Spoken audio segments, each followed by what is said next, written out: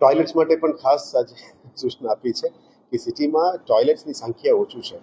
જે પ્રમાણે રોડ્સમાં ટોયલેટ્સનું હોવું જોઈએ, ખાસ કરીને બહેનો માટે toilets, pink toilets, aspiration toilets આ બધું બનાવવાનું છે.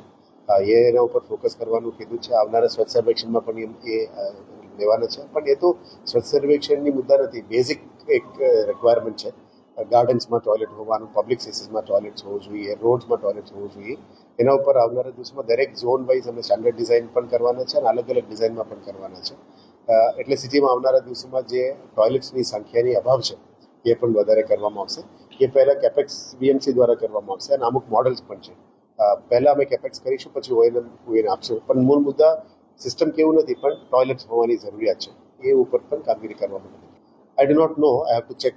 કે વિડીયો બતાવશું તો હું ચેક કરીશ. પણ એ કયા ટોયલેટ છે, કયા વિસ્તારનું છે, અથવા સિટીનું છે, અથવા કોઈ સંસ્થાનું છે, એ ચેક કરવું પડશે. અને જે તે સંસ્થામાં એવું કંઈ ચાલતું હોય તો એમને પણ સૂચના આપવામાં આવશે કે આ ના કરવું જોઈએ.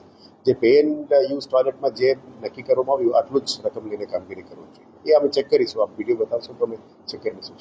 અને પબ્લિક સ્પેસીસ વધારે યુટિલાઇઝેબલ થાય અને નાગરિકો પણ સારી રીતે રાખે.